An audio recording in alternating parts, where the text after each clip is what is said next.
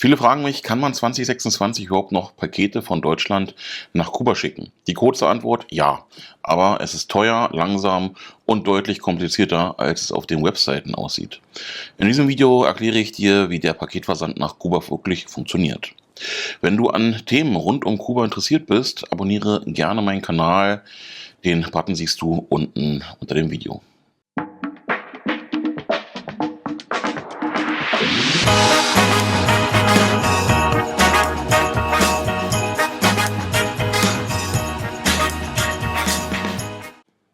Fangen wir mit einem großen Irrtum an, Expressversand nach Kuba. Auf den Webseiten klingt das gut, 5 bis 8 Werktage, Premium-Service, volles Tracking. Die Realität ist eine andere. Ja, das Paket kommt schneller bis Kuba, aber ab Kuba ist alles gleich langsam. Sobald die Sendung im Land ist, endet jeder Expressvorteil und das Tracking, naja, das funktioniert nur bis zur Einfuhr.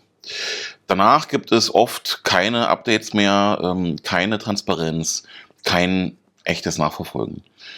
Ob Standard oder Express in Kuba macht das keinen Unterschied. Die echte Versanddauer, ja, ich sag mal so, vergiss die Laufzeiten, die auf den Webseiten stehen. Der internationale Transport dauert oft 1 bis 2 Wochen. Danach kommt Zoll und Post in Kuba. Und genau dort beginnt das Warten. Realistisch sind 3 bis 6 Wochen Gesamtzeit, manchmal auch länger. Oft ist das Paket längst im Land, aber es bewegt sich einfach nicht weiter.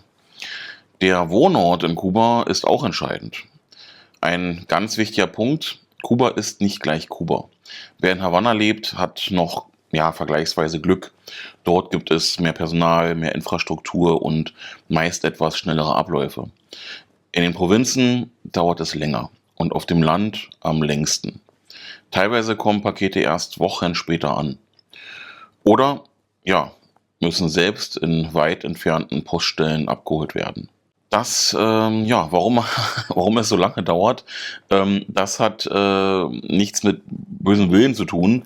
Es sind strukturelle Probleme. Es fehlt an Treibstoff, es fehlt an Fahrzeugen, es fehlen Ersatzteile, es fehlen Mitarbeiter. Fahrzeuge stehen still, Touren werden verschoben, Sendungen bleiben liegen. Zuständig ist Correos de Cuba. Die Post ist überlastet. Zustellung nach Hause ist oft gar nicht möglich. Der Empfänger muss selbst kommen und zusätzliche Gebühren zahlen. Manchmal scheitert alles ganz banal daran, dass es kein Benzin gibt. Der Zoll in Kuba, ich sag mal so, jedes Paket wird vom Zoll kontrolliert. Die Wertangaben des Absenders sind dabei nicht entscheidend. Der Zoll schätzt den Wert oft neu. Und das kann bedeuten höhere Gebühren, längere Verzögerungen oder Nachzahlungen.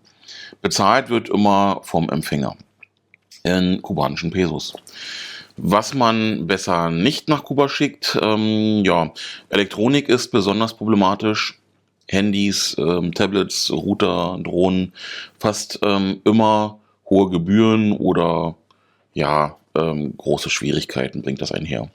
Schon wegen den Batterien werden die Pakete bereits allerdings in Deutschland gestoppt. Medikamente sind ebenfalls kritisch. Ohne ärztliche Bescheinigung werden viele einbehalten. Lebensmittel wie Fleisch, Käse oder Wurst sind tabu. Auch Bargeld und Wertgegenstände gehören nicht ins Paket. Je wertvoller und je, technischer der Inhalt ist, desto größer die Probleme. Was am ehesten funktioniert, am besten funktionieren unauffällige persönliche Dinge. Kleidung, Schuhe, Hygieneartikel in kleinen Mengen. Schuhe und Alltagsmaterialien, Süßigkeiten. Wichtig ist, nicht kommerziell, nicht auffällig und nicht übertrieben. So, dann sind wir hier auf der Seite vom DHL. Hier hat man jetzt nochmal eine Preisübersicht über die Päckchen bzw. Pakete. Und wir sehen hier eine Übersicht zwischen 2 Kilo, 5 Kilo und 10 Kilo. 2 Kilo, ja, ist entsprechend mit 15,99 bei Online-Preis, wenn es halt in den entsprechenden Rahmen, also Größe 35 mal 25 mal 3 Zentimeter bleibt. Wenn es entsprechend größer wird, soll heißen eine Gesamtsumme an Zentimeter 90, dann würde es ein Päckchen M sein, 22,49 € online oder 23,99 € dann in der Filiale. Und dann gibt es noch ja ein 2 Kilo Paket für 26,49 € auch online. Und da gibt's dann in den Maßen 60 mal 30 mal 15 inklusive Versicherung. Wobei, wie gesagt, hier geht es halt nur bis zur Einfuhr in Kuba. Danach wird schwierig mit der Nachverfolgung. Genau, 5 Kilo habe ich so noch nie verwendet, aber auch hier gibt's die Möglichkeit, 47,99 € online oder 50,99 € und dann das 10 Kilo Paket, das habe ich schon häufiger verwendet, 77,99 € online beziehungsweise in der Filiale 80,99 €. Wenn wir weiter runter scrollen, dann sehen wir hier ja, 16 bis 22 Werktage, wobei, wie gesagt, hier ist auch noch ein Sternchen da. Das trifft nicht zu, zumindest nicht für Kuba, weil es halt in Kuba selbst nicht nachvollziehbar ist, nicht regelbar. Und wie vorhin schon gesagt, bis zu 6 Wochen und länger kann man schon erwarten. Ja, zum Fazit. Pakete nach Kuba sind 2026 möglich, aber nur mit Geduld und ja, mit realistischen Erwartungen. Express lohnt sich nicht wirklich, Tracking ist unzuverlässig, der Wohnort entscheidet viel. In vielen Fällen ist es sinnvoller, Geld zu schicken oder Dinge selbst mitzunehmen, wenn man reist.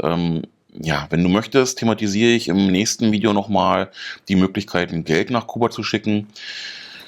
Schreib mir das gerne in die Kommentare. Ja, das soll es an sich schon wieder gewesen sein für heute und für das heutige Video. Zeig mir gerne in den Kommentaren mit einem Daumen vielleicht auch, wie es dir gefallen hat. Und wenn du meinen Kanal noch nicht abonniert hast, kannst du es gerne nachholen. Das findest du dann quasi, wie gesagt, unten unter dem Video. Ja, ansonsten sage ich mal, sehen wir uns im nächsten Video wieder. Bis dahin, Saludos, ciao.